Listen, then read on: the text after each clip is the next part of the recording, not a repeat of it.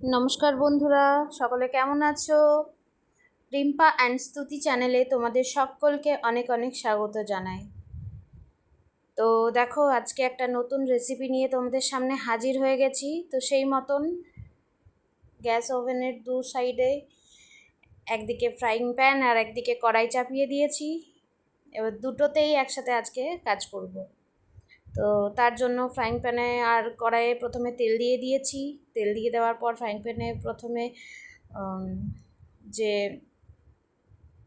চিংড়ি মাছগুলো ধুয়ে বেছে নুন হলুদ মাখিয়ে রাখা ছিল সেইগুলো দিয়ে দিয়েছি। ভাজতে দেবো, একটু হালকা করে ভাজবো। আর এইদিকে কড়াইয়ের মধ্যে প্রথমে আলুগুলো দিয়ে নিয়েছিলাম। দিয়ে নেওয়ার পরে একটুখানি নাড়াচাড়া করে নেওয়ার পরে তার মধ্যে পটলগুলো দিয়ে একটু নাড়াচাড়া করে নিয়েছিলাম। হালকা একটু ভাজা ভাজা হলে ওর মধ্যে সামান্য একটু লবণ দিয়েছিলাম যাতে পটলটা একটু মজে যায়। বেশি লবণ তখন দিইনি। তো যেহেতু অল্প অল্প করে লবণ অ্যাড করে কাজ করেছি, সেই জন্য তরকারিটা বসানোর সময় লবণের পরিমাণটা দেওয়ার জন্য একটু মাথায় রাখতে হবে যে কতটা পরিমাণ দিতে হবে। তো দেখো, ওইখানে চিংড়িটা খুব বেশি লাল করে ভাজবো না, কড়া করে একটু জাস্ট খালি জলটা মেরে নেব। ওই জন্য আঁচটা বেশি করে রেখেই চিংড়িটা আর এদিকে তখন কড়াইতে ভালো করে পটল আর আলুটা বন্ধ করে দিয়েছিলাম, ভেজে নিচ্ছিলাম। একটু কড়া করেই ভাজার চেষ্টা করবে তোমরা, তাহলে এর স্বাদ কিন্তু অনেক গুণ বেড়ে যাবে। একটু বেশ কষা কষা করে করতে হবে। তো ভালো করে ভাজা হয়ে যাওয়ার পরে বাটিতে তুলে নিচ্ছি। তুলে নেবার পরে এর মধ্যে একে একে কী কী অ্যাড করছি চলো দেখতে থাকো। তো দেখো, পটল আর আলুটা তুলে নেবার পর ওই কড়াইয়ের মধ্যেই আবার বেশ কিছুটা তেল দিয়ে, সর্ষের তেল দেওয়ার পরে শুকনো লঙ্কা তেজপাতা ফোড়ন দেওয়ার পরে গোটা গরম মশলা একটু হামালদিস্তায় থেতো করে নিয়ে দিয়ে দিয়েছিলাম। দিয়ে ওটা একটু নাড়াচাড়া করে নেওয়ার পরে একটু পরিমাণ মতন আদা কাঁচা লঙ্কা আর রসুনের পেস্ট আর পেঁয়াজ বাটা দুটোকেই দিয়ে বেশ ভালো করে নাড়াচাড়া করতে হবে। খানিকক্ষণ নাড়াচাড়া করে নিয়েছিলাম। নাড়াচাড়া করে নেবার পর এর মধ্যে যে সমস্ত বেসিক মশলা রান্নাতে লাগে সেগুলো একে একে দিয়ে নিচ্ছি। তো দেখো, তার মধ্যে প্রথমে হলুদ দিচ্ছি। হলুদ দেওয়ার পরে দিচ্ছি শুকনো লঙ্কা গুঁড়ি, তারপর জিরে গুঁড়ি আর ধনে গুঁড়ি। এর মধ্যে আর বিশেষ কোনো মশলা আমি দেব না।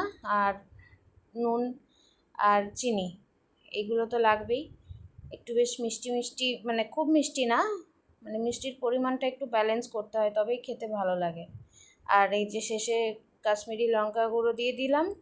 এরপরে ভালো করে মশলাটা একটুখানি ভেজে নিয়ে এর মধ্যে ওই আগে ভেজে তুলে রাখা পটল আলুটা অ্যাড করে নিচ্ছি। এবার পটল আলুর সাথে মশলাটাকে ভালো করে অনেকক্ষণ ধরে কষবো।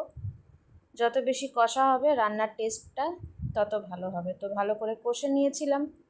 তো কষতে কষতে যখনই দেখলাম আলুটা একটু সেদ্ধ হয়ে এসছে, তখন এর মধ্যে ভেজে রাখা চিংড়িগুলো অ্যাড করছি। এই চিংড়িগুলো অ্যাড করে নিয়ে ভালো করে আবার একবার নাড়াচাড়া করে বেশ কিছুক্ষণ এর মধ্যে কিছুটা পরিমাণ ফেটানো টক দই অ্যাড করছি। তো টক দইটা অ্যাড করার পরেও ভালো করে মিশিয়ে নিতে হবে। তারপরে আবারও জল না দিয়েই কিন্তু কষিয়ে যেতে হবে।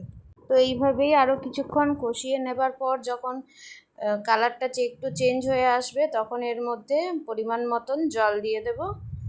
যেহেতু বেশ কিছুক্ষণ এটা বেশ খানিকক্ষণ কষিয়ে নেবার পরে এর মধ্যে চিংড়িগুলো অ্যাড করে দিয়েছিলাম। তো আমার রান্না তোমাদের কেমন লাগছে অবশ্যই কমেন্ট করে জানিও। যদি ভালো লেগে থাকে অবশ্যই একটা লাইক দিও। যেহেতু এটা ফুটবে, তোমরা লাইক দিলে আমার বেশি করে দিয়েছিলাম, ভিডিও বানানোর উৎসাহ আরও বাড়ে।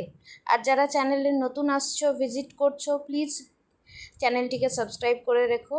আর দেখো, দেখতে দেখতে আমার তরকারিও প্রায় হয়ে এসছে। দেখো কি সুন্দর তেল ছেড়েছে সাইড দিয়ে। বাড়িতে একবার হলেও বানিয়ে খেও। তো আজকের ভিডিও এই পর্যন্তই, টাটা।